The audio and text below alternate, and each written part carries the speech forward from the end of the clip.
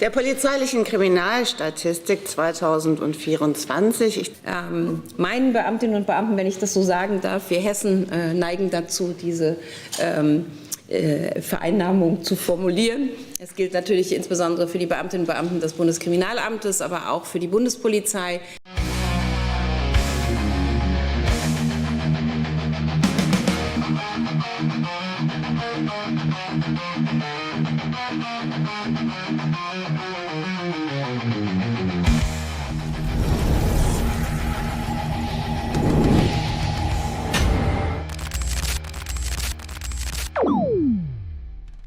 Hey Leute, willkommen in der Realität. Ihr denkt, eine Innenministerin, die Rekordgewalt und explodierende Kriminalität präsentieren muss, wäre ernst und betroffen? Nicht mit Nancy Faeser. Während sie uns die erschreckenden Zahlen serviert, Gewalt, Kriminalität, Messerangriffe, Vergewaltigung, lächelt sie einfach weiter. Keine Selbstkritik, kein Alarm, nur Schönreden und Ausreden. Ist das noch Inkompetenz oder schon Dreistigkeit? Bleibt dran, es wird unfassbar. Liken, abonnieren und vor allem kommentieren. Was sagt ihr zu Faesers Auftritt? Auf geht's! Im Saal jetzt also die geschäftsführende Bundesinnenministerin, die also gleich die Kriminalitätsstatistik für das vergangene Jahr vorstellen wird. Ein paar letzte Fotos gibt es jetzt noch von der Presse. Dann wird man sich setzen und dann wird die Pressekonferenz beginnen. Und Achim Unser hat es gesagt, wie ja auch bereits im Vorfeld, neuer Kriminalitätsrekord in Deutschland. Ja, kann man das jetzt anhören, die Steigerung und nehmt ihr ab führt die polizeiliche Kriminalstatistik auf mehr nicht-deutsche Tatverdächtige sowie Kinder und Jugendliche zurück. Und damit geben wir in die Bundespressekonferenz ab.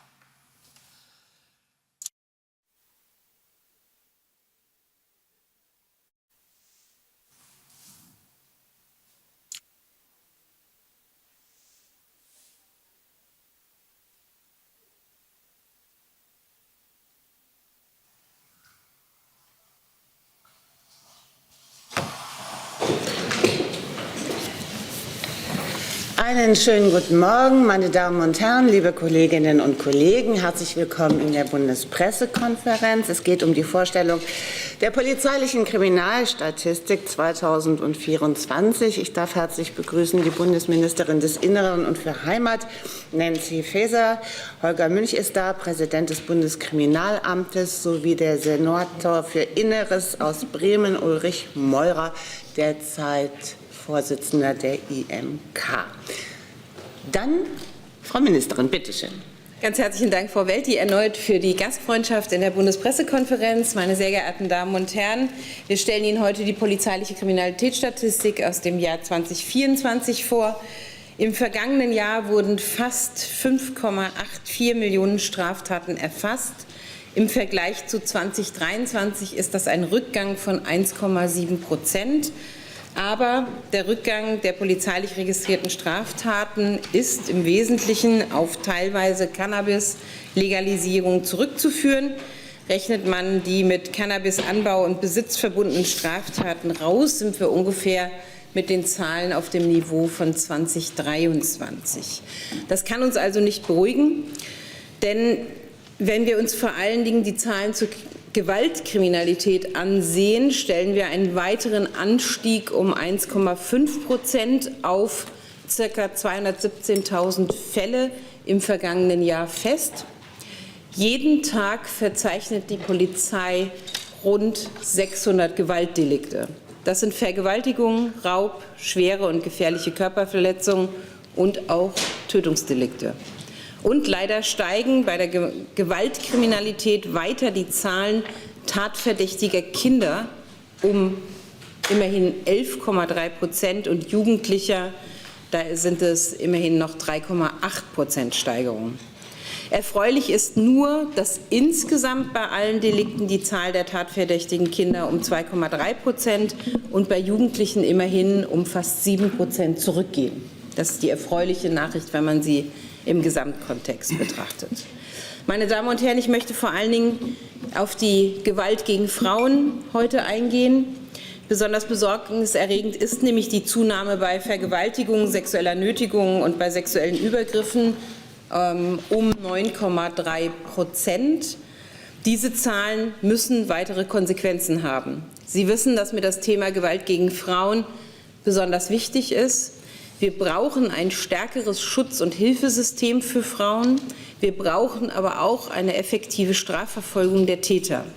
Und wir brauchen endlich die elektronische Fußfessel, damit sich Täter bedrohten Frauen nicht mehr unbemerkt nähern können. Sie wissen, dass wir über das sogenannte Gewaltschutzgesetz auch jetzt zum Ende der Legislatur noch mal diskutiert haben, versucht haben, einen Kompromiss zu finden. Das war leider nicht möglich. Ich hoffe, dass das in der nächsten Legislatur möglichst bald kommt. Der Schutz von Frauen vor Gewalt muss auch für die nächste Bundesregierung eine zentrale Aufgabe sein. Möglicherweise ist eine Erklärung für den Anstieg bei den Sexualstraftaten auch eine gestiegene Sensibilität in der Gesellschaft und eine höhere Anzeigenbereitschaft der Betroffenen. Das werden die Dunkelfeld-Studien zeigen. Sie wissen, dass sie diesen Sommer kommen wird. Wir werden dann vermutlich im Herbst vorstellen. Entscheidend bleibt, dass Betroffene Hilfe suchen und Anzeige erstatten.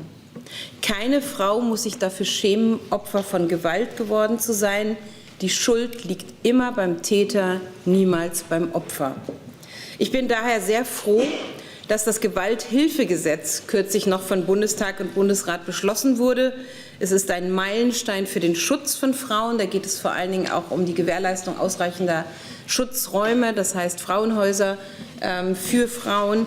Denn es stellt erstmals sicher, dass von Gewalt betroffene Frauen einen kostenfreien Rechtsanspruch auf Schutz und Beratung haben. Das ist wirklich eine massive Veränderung und Verbesserung für die Situation der Opfer. Ich hoffe auch, dass das Beispiel der von mir eingerichteten 24/7 Anlaufstelle der Bundespolizei am Berliner Ostbahnhof Schule machen wird, weil dort der Schutz von Frauen in einem Bereich erfolgen kann, wo besonders geschulte Kräfte der Polizei zur Verfügung stehen und es ein besonders geschützter Raum ist. Es ist ein öffentlicher Ort, wo nicht auffällt, dass Frauen hingehen, weil es im Ostbahnhof selber ist. Ich würde gern noch eingehen auf Gewaltkriminalität insgesamt und Taten mit Messern. Gewaltkriminalität prägt das Sicherheitsgefühl der Bürgerinnen und Bürger in besonderem Maße. Ich will das auch sehr deutlich noch mal sagen. Es gibt niemals eine Rechtfertigung für Gewalt. Hier gilt für mich ohne Wenn und Aber der Grundsatz Null Toleranz. Null Toleranz bedeutet konsequentes Durchgreifen der Polizei und schnelle Strafverfahren. Täter müssen die Konsequenz ihres Handelns sehr schnell spüren. Die Strafe muss möglichst auf dem Fuß folgen. Mit der Kriminalitätsstatistik für 2024 liegen nun auch erstmals valide Daten zu Messerangriffen vor. In über 15.000 Fällen wurden Gewalttaten mit Messern verübt. Das entspricht insgesamt etwa 7,2% des Anteils an Gewaltdelikten. Man kann es gar nicht oft genug betonen, Messer haben in der Öffentlichkeit, bei Veranstaltungen und bei Festen nichts zu suchen. Mit unserem Sicherheitspaket haben wir nach dem furchtbaren Anschlag in Solingen schnell reagiert. Wir haben ein Verbot von Messern auf Volksfesten, Sportveranstaltungen, Messen, Märkten und ähnlichen öffentlichen Veranstaltungen sowie in öffentlichen Personennahverkehr eingeführt. Wir haben die Ermächtigung der Länder auch erweitert, sodass Waffen und generelle Messerverbotszonen beispielsweise an kriminalitätsbelasteten Orten und im Nahverkehr erlassen werden können. Anlasslose Kontrollen ermöglichen dabei die Durchsetzung dieser Verbote. Damit haben wir die Sicherheit der Bürgerinnen und Bürger im öffentlichen Raum gestärkt. Denn knapp 30% der Gewaltdelikte werden auf öffentlichen Straßen, Wegen und Plätzen verübt. Ich glaube, das ist auch das, was natürlich auch das Sicherheitsgefühl der Menschen natürlich sehr stark beeinträchtigt. Neben einer konsequenten Strafverfolgung bleibt die Prävention natürlich von großer Bedeutung. Wir müssen die Prävention stärken und wir müssen bei den sozialen Ursachen auch ansetzen, die sich hinter Kriminalität und Gewalt verbergen. Dazu gehören beispielsweise fehlende Schulabschlüsse und mangelnde Perspektiven. Dazu gehört aber auch steigende Armut bei Kindern und Jugendlichen. Gute Sozial- und Bildungspolitik ist die wirkungsvollste Prävention. Wer hier spart, spart an der genau falschen Stelle. Wir müssen aber auch in diesem Jahr über die nicht-deutschen Tatverdächtigen sprechen. lässt man ausländerrechtliche Verstöße, die grundsätzlich nur von nichtdeutschen Personen begangen werden können, unberücksichtigt, so besitzt über ein Drittel der Tatverdächtigen keine deutsche Staatsangehörigkeit.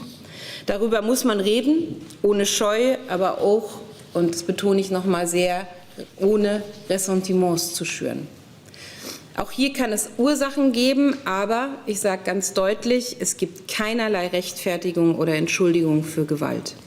Wir wollen, dass ausländische Straftäter Deutschland deutlich schneller verlassen müssen, als das bisher der Fall war. Wer sich nicht an die Regeln hält, muss gehen. Dafür haben wir unsere Gesetze auch erheblich verstärkt, damit es leichter wird, Straftäter auch abzuschieben. Die Zahl der Abschiebungen liegt heute 30% über der des Vorjahres. Das ist eine Frage, und das ist mir besonders wichtig, der Durchsetzung des Rechtes an dieser Stelle. Und noch ein Thema möchte ich ansprechen. Seit dem furchtbaren Anschlag auf den Magdeburger Weihnachtsmarkt am 20. Dezember 2024 kam es in Deutschland leider zu weiteren Gewalttaten mit Toten und Verletzten. Bei jeder dieser verabscheuungswürdigen Taten haben gerade die Einsatz- und Rettungskräfte vor Ort wirklich Großartiges und Herausragendes geleistet, um Menschenleben zu retten. Und dafür möchte ich an dieser Stelle auch einmal einen besonderen Dank aussprechen, weil das wirklich eine großartige Leistung war. Umso bestürzender und durch nichts zu rechtfertigen ist, dass im vergangenen Jahr im Durchschnitt an jedem Tag über 300 Polizistinnen und Polizisten Opfer einer Straftat werden. Wir, und das sage ich ausdrücklich auch, wenn ich darf, an dieser Stelle für den IMK-Vorsitzenden mit in Bund und Ländern, haben die bestmöglichste Ausstattung und den Schutz unserer Polizistinnen und Polizisten auch investiert. Das ist ein ganz wichtiger Bereich.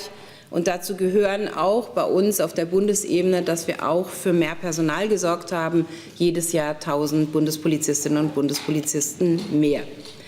Aber wir brauchen auch mehr Solidarität in unserer Gesellschaft. Deswegen spreche ich es vor allen Dingen heute an.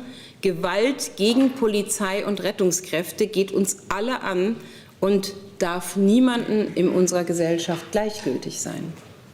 Mein herzlicher Dank gilt all denjenigen, die tagtäglich in Deutschland für Sicherheit sorgen. Natürlich an erster Stelle meinen Beamtinnen und Beamten, wenn ich das so sagen darf. Wir Hessen neigen dazu, diese Vereinnahmung zu formulieren. Es gilt natürlich insbesondere für die Beamtinnen und Beamten des Bundeskriminalamtes, aber auch für die Bundespolizei. Ich möchte ausdrücklich aber auch allen Beamtinnen und Beamten der Länderpolizeien danken.